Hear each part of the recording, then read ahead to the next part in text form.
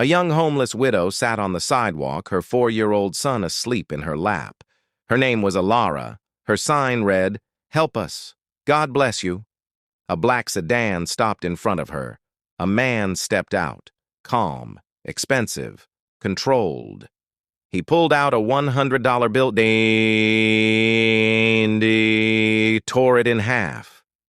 Alara stared at him. "Why would you do that?" "My name is Victor Hale," he said evenly, "and I'll tear another one unless you hear me out." She said nothing. He placed $2,000 in her trembling hands. "I want to take your son for 24 hours. Her face went pale. "No. He'll eat, bathe, sleep in a warm bed. Tomorrow I bring him back." "Why, my child?" Victor's voice lowered. "My son would have turned 5 today. He drowned last year." Silence. Ilara's boy whispered weakly, "Mommy, I'm hungry." Her heart cracked open. Victor handed her his ID. "If I don't return, you destroy me. I own the Hale Regency. I have everything to lose." She closed her eyes.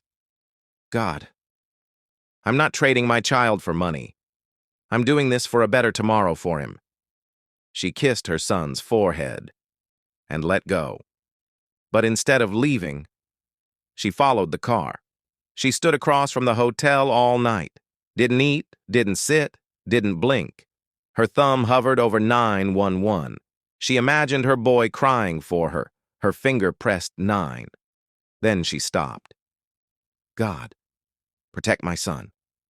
Inside, Victor fed the boy slowly, patiently, helped him into warm bathwater, tucked him into crisp white sheets. But what stopped him was the security screen. Camera 7, the entrance. Ilara, still there. Midnight, still there. 3 a.m., still there. At 5 a.m., she dropped to her knees on the pavement, not from sleep, but from prayer. Victor felt something uncomfortable rising in his chest. Guilt, not grief. Guilt. He walked outside before sunrise. "You don't trust me," he said. She looked up at him, exhausted. "I trust God. I just needed to be where my son is." There was no anger in her voice, just love.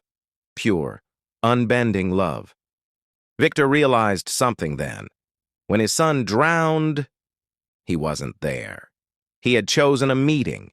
He had chosen business. He had chosen money. This woman, with nothing, chose her child over sleep, pride, comfort, over everything.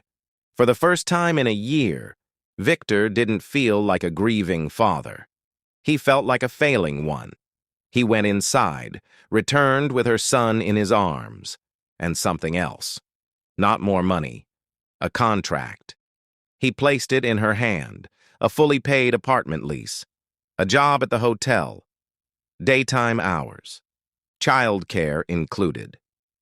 "No conditions," he said quietly. "No ownership, no debt." She stared at him. "Why?" His voice broke. "Because I can't bring my son back, but I can make sure you never have to choose between survival and motherhood again." He bent down to the little boy. "You don't belong to me," he whispered. "You belong to her." Ilara held her son tightly. Victor watched them walk away. Some people think wealth is power. It isn't. Power is standing outside in the cold all night because your child is inside.